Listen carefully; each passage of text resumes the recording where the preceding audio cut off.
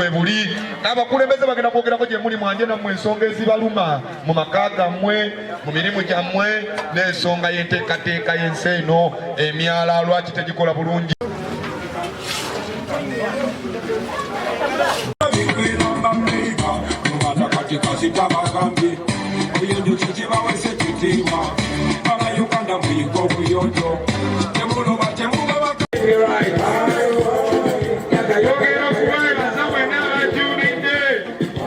Erinnya nze Lydia Nansamba ntwala omukisa guno okwebaza buli kinoomu atuyambyeko okujja kasasiro mu bantu. Abantu baffe badde bafa kasasiro ng'emyala gijjudde kasasiro nga enkuba bw'etonnya amazzi gayingirira abantu baffe abatuuze baffe nga baali bubi olwa kasasiro. Naye ntwala omukisa guno okwebaza buli omu atuyambyeko okujja kasasiro mu bantu. Abantu b'e Kosovo badde bafa ng'amazzi gabayingirira nga kasasiro mungi ng'abantu bakyalinawo bateeka kasasiro. Naye ntwala omukisa guno okwebaza buli kinoomu yenna atuyambyeko. Mukama amuddizeewo.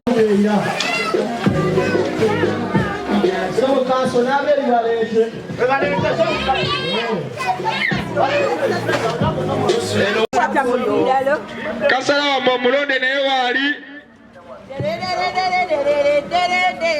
ennaku abantu bassa abasajja banafu saagala agalamidde avuse naye basigadde beebase baddira myala bayiwamu kasasiro bayiwamu buli kintu kyonna ky'omanyi. Toilet nnyingi tusanze ku mwala zoolaba ku mwala bo bataddeyo epayipo waliyo n'epayipo biri wali eri ssebo nabyo njagala obirabe. Payipo ze zifulumya ebizzi bizifulumya popo basitadde ku mwala naye teri afa mu nnyumba ye ate twakedde essaawa emu n'ekitundu tuwadde ku mwala guno tugezezzaako okubayita tebeenyigidde mu bulungi bwansi naye neebaza omukulu bali mweza tuleetedde emmotoka esobodde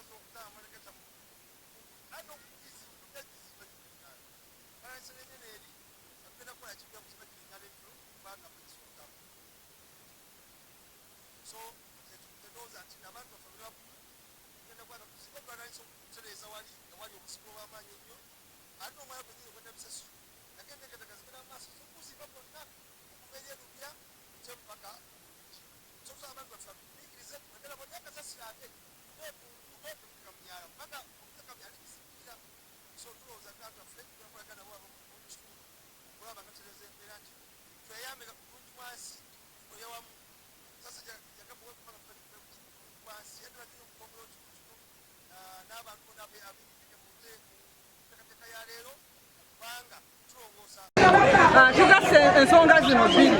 Tubadde tuli mu kukunga abantu bagende beewandiise era bagende batereze enkalala zaabwe ez'abalonzi buli omu atereze obulonzi bwe naye ne tusalawo ne tugamba katujje ate tukikolemu n'ebulungi bwansi kubanga abantu be bamu abeetaaga bulungi bwansi ate abantu be bamu abeetaaga okuba nti no bagenda ne beewandiisa era ne batereza n'obulonzi bwabwe. Kati tetukikoze lumu fenga abe-NUP ebintu bwetyo bwe tubikola tetulinda lulo tetulinda nte tetulinda kulo tukola ekintu kyaffe kaka tuli wano tuyonja emyala gye tuli Kosovo wano nze nga n'abakunzi wa Lubaga district NUP ne Kosovo nze ntwalayo wadde nga nesimbyewa mu Lubaga South nyeeno nina okulaba nga abantu be Kosovo bali mu bulamu obulungi tubatereza tubayigiriza okukuŋŋaanya kasasiro wali ekimotoka kikiri wali ekya mmeeya bali mwezo bwetuyala kasasiro no kwetubiteeka bwetuyala kasasiro kwetubiteeka n'olwekyo abantu be Kosovo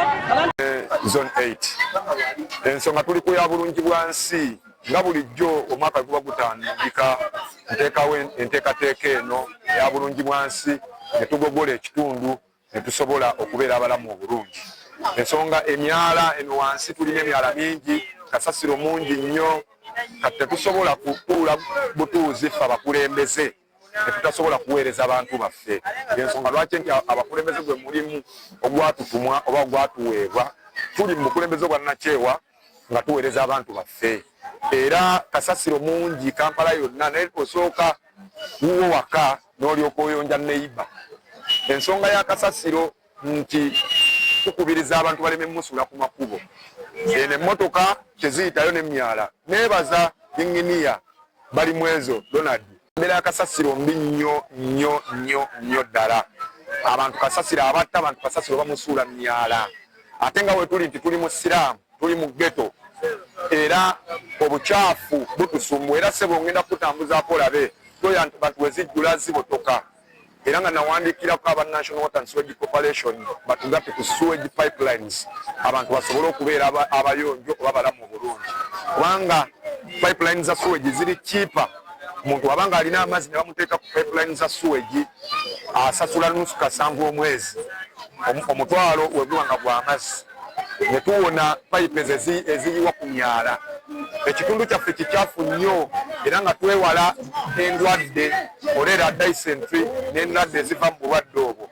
Era nga tukubiriza abantu okujjumbira enteekateeka eno. Enteekateeka eno yatandika ne Ssekabaka Tembo.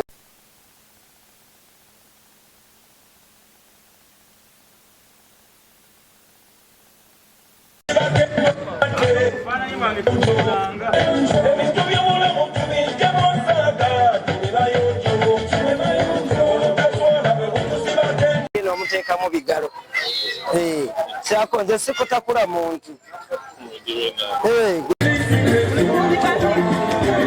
twogera okubayita bulungi bwansi lunaku lwa leero mama waffe n'abawaali twegera okwebaza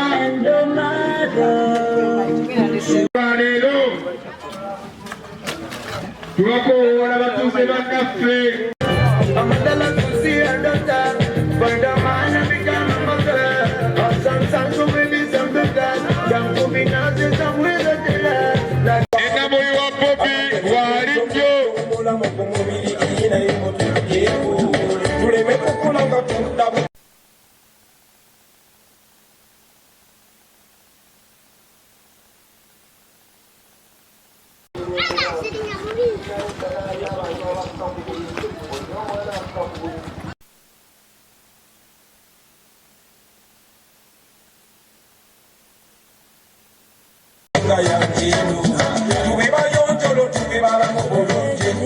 Songa ya